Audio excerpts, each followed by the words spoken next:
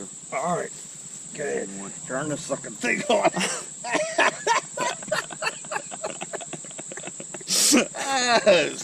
I'll see you All right. This thing started. This is back in the early 2000s when there was quite a few people that hunted up. We stopped hunting in Ridgeway, Tom, John, and I, and then John passed away, and we just started hunting at Tom's cabin and sometimes up at Richard's. Well, everyone liked to have a good time. They were all I don't know how to say it. We just enjoyed each other and had a great time hunting, telling stories, writing things about people. And but some of them were just sort of they would get a little crazy sometimes, and they just sort of do things that sort of push the limit.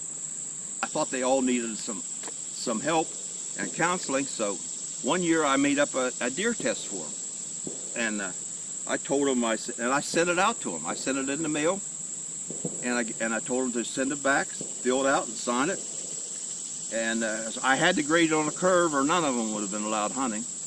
And Tom and I decided if they didn't pass this deer test, that they was going to have to work around the cabin until they studied and could pass the test, and then they was allowed in the woods with one shell, of course.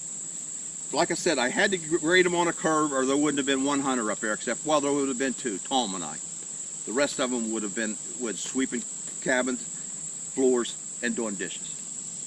Okay, so it's stuff like this. I said, what color fur is inside a buck's ear?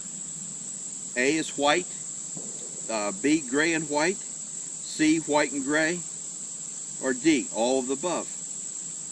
And then you know, you had to mix it up once in a while. In this song, 30-point buck, how many points does the buck have?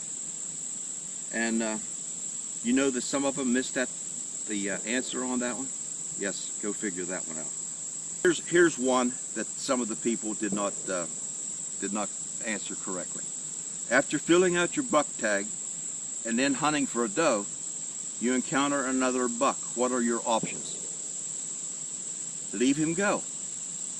A. B. Shoot the sucker and hope someone has a tag. C. Try to drive him to one of your hunting buddies. D. Shoot him and then swear it was acting like a doe. It says, how do you treat the owner of the only four-wheel drive four-wheeler in camp, which was me? You say, A. You put his name on a midget building. Now see, the midget building was the outhouse, and it had a few awards in the outhouse, and that's another story. And you know, and B, with respect, because I have feelings too. Or C, very poorly, knowing his memory is bad. That's what they that's what they thought. Or D, hope and pray that the deer you shoot is not in a hollow. Okay, here's another one. What kind of food source do you like to hunt over? A is corn, B is nuts, C is salt, or D, all of the above. Here's another one. If the deer you shot for a doe has horns, what are your options? The rock and boot trick. B, run a small twig in your eye easily so your eyes water, so you'd have an excuse not knowing if it was a doe or a buck, but you still shouldn't have shot, because if you can't tell, no shoot.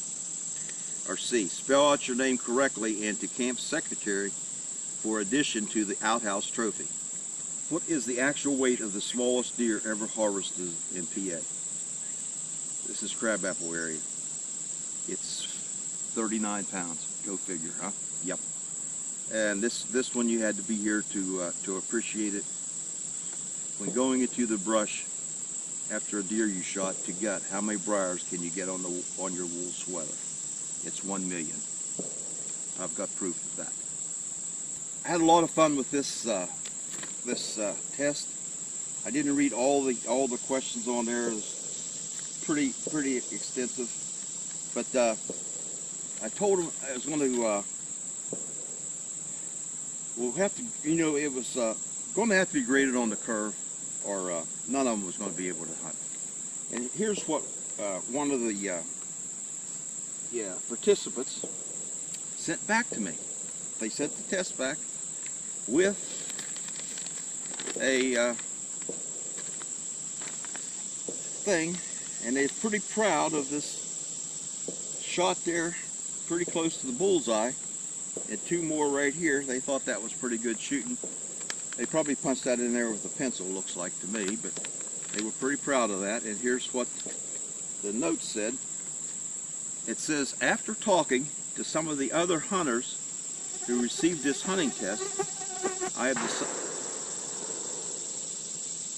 We're down here in Virginia, and it's first day of dove season, and Wes is out here somewhere that somebody just shot. Might be him. Don't know. And but anyway, after talking to some of the hunters who received this hunting test, I have decided to fill out the questionnaire with an anticipated score in the 80 to 100 range. Good luck. My only concern is that the grading of this hunting test is being done by a known violator of certain Pennsylvania and West Virginia game laws, and is a founding member of the Outhouse Trophy. Well, go figure. I have enclosed a sample of some of my marksmanship skills, knowing that the owner of the only 4-wheel drive 4-wheeler in camp will be needed at a point below the cabin next to the railroad tracks. That doesn't help much. Respectively, the hunter who put your name on the midget building. Not very nice.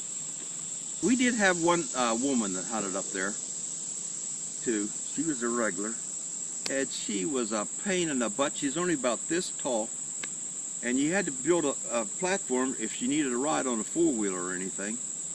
She always got a deer, and she'd always be on that walkie-talkie. Did somebody come and get me and help me get my deer out?